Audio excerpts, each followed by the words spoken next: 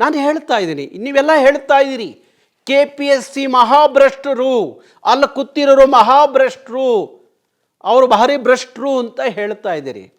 ನನಗೆ ಮೊನ್ನೆ ನಮ್ಮ ಬಸವರಾಜ್ ರಾಯರೆಡ್ಡಿ ಅವರು ಎಲ್ಲೋ ಒಂದು ಕಡೆ ಒಂದು ಖಾಸಗಿ ಚಾನಲ್ನಲ್ಲಿ ಕೂತ್ಕೊಂಡು ಮಾತಾಡ್ತಿರುವಾಗ ಹೇಳ್ತಾ ಇದ್ರು, ವಿಧಾನಸೌಧದಲ್ಲಿರುವಷ್ಟು ಭ್ರಷ್ಟಾಚಾರ, ವಿಧಾನಸೌಧದಲ್ಲಿರುವಷ್ಟು ಭ್ರಷ್ಟರು ಬೇರೆ ಎಲ್ಲೂ ಇಲ್ಲ ಅನ್ನೋ ಪದವನ್ನು ಒಬ್ಬ ಹಾಲಿ ಶಾಸಕರಾಗಿ ಖಾಸಗಿ TV ಚಾನಲಲ್ಲಿ ಅವರು ಮಾತಾಡುವಾಗ ನಮಗೆ ಏನು ಅನಿಸ್ಬೇಕು, ಮತ್ತು ಯಾರಿಗೆ ಸರಿಪಡಿಸೋಕ್ಕೆ ಆಗುತ್ತೆ, ಯಾರು ಸರಿಪಡಿಸ್ಲಿಕ್ಕೆ ಸಾಧ್ಯ ಇದೆ ಅನ್ನೋ ಅನುಮಾನ ನಮ್ಮನ್ನು ಕಾಡಲ್ವಾ?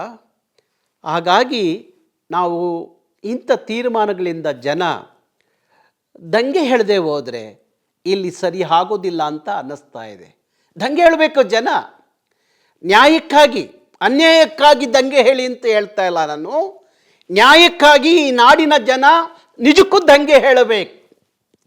ಭ್ರಷ್ಟರು ಅಂತ ಹೇಳುವಾಗ ಆ ಭ್ರಷ್ಟರಿಗೆ ಪೊಲೀಸ್ ಸೆಕ್ಯೂರಿಟಿ ಕೊಟ್ಕೊಂಡು ಪೊಲೀಸ್ ಬಂದೋಬಸ್ತಲ್ಲಿ ಇನ್ನೂ ಭ್ರಷ್ಟಾಚಾರ ಮಾಡಲಿ ಅಂತ ಹೇಳಿ ಪೊಲೀಸ್ ಸೆಕ್ಯೂರಿಟಿ ಕೊಟ್ಟು ನೋಡ್ತಾ ಕೂತಿದ್ದೀವಲ್ಲ ನಾವು, ಆ ಭ್ರಷ್ಟರನ್ನ ರಕ್ಷಣೆ ಮಾಡ್ತಾ ಇದ್ದೀವಲ್ಲ ಅನ್ನುವಾಗ ಮತ್ತು ಏನು ಮಾಡಲಿಕ್ಕೆ ಹೊರಟಿದ್ದೀರಿ ನೀವೆಲ್ಲ?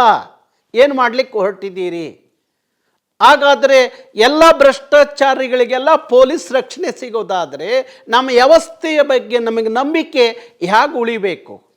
ಇದು ನಮ್ಮನ್ನು ಕಾಡ್ತಾ ಇರುವಂಥದ್ದು. ಇಲ್ಲ, ನಿಮ್ಮ ಪೊಲೀಸು ಬಂದೋಬಸ್ತನ್ನು ಸೆಕ್ಯೂರಿಟಿಯನ್ನು ತಗೊಂಬಿಡಿ ವಾಪಸ್ಸು.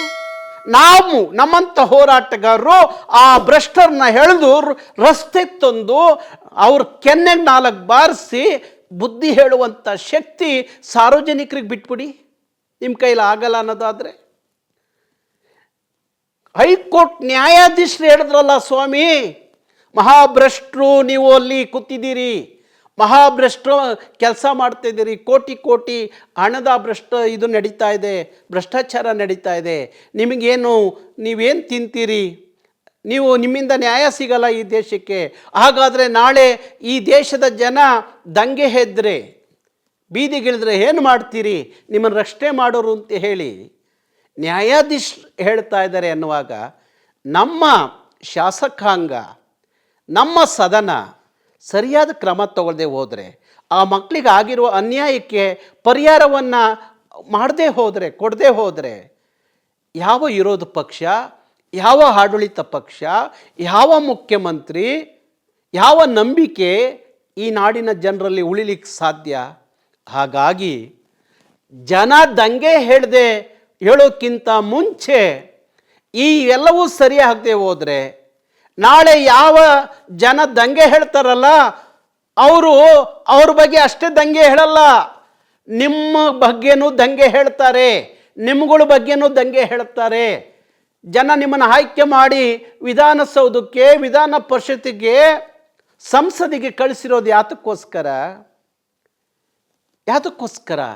ನಮಗೆ ನ್ಯಾಯ ಕೊಡ್ತಾರೆ, ನಮ್ಮನ್ನು ಕಾಪಾಡ್ತಾರೆ, ನಮ್ಮ ನಾಡನ್ನ ಕಾಪಾಡ್ತಾರೆ, ನಮ್ಮ ನಾಡಿನ ಜನನ ರಕ್ಷಣೆ ಮಾಡ್ತಾರೆ ಅನ್ನೋ ನಂಬಿಕೆಯಿಂದ ಕಳಿಸಿದ್ದಾರೆ. ಆ ನಂಬಿಕೆ ನಿಮ್ಮಿಂದ ಇಲ್ಲ ಅನ್ನೋದಾದರೆ ದಂಗೆ ಹೇಳಲೇಬೇಕಾಗತ್ತೆ. ಹಾಗಾಗಿ ಹೇಳ್ತಾ ಇದ್ದೀನಿ, ಸರಿಯಾದ ತೀರ್ಮಾನ. ಯಾವ ಮಕ್ಕಳಿಗೆ ಅನ್ಯಾಯ ಆಗಿದೆಯಲ್ಲ, ಅಷ್ಟೊಂದು ಜನ ಮಕ್ಕಳು ಅವರು ಮಾಡದ ತಪ್ಪಿಗೆ ಅನ್ಯಾಯ ಆಗಿ ಬೀದಿಯಲ್ಲಿ ನಿಂತಿದ್ದಾರಲ್ಲ, ಅವ್ರಿಗೆ ನ್ಯಾಯ ಕೊಡಿಸುವಂಥ ಕೆಲಸ ನಿಮ್ಗಳ್ದು ಎಲ್ಲರದ್ದು ಆಗಬೇಕು ಅಂತ ಹೇಳಿ ನಾನು ನಿಮ್ಮನ್ನು ವಿನಂತಿ ಮಾಡ್ಕೋತೀನಿ.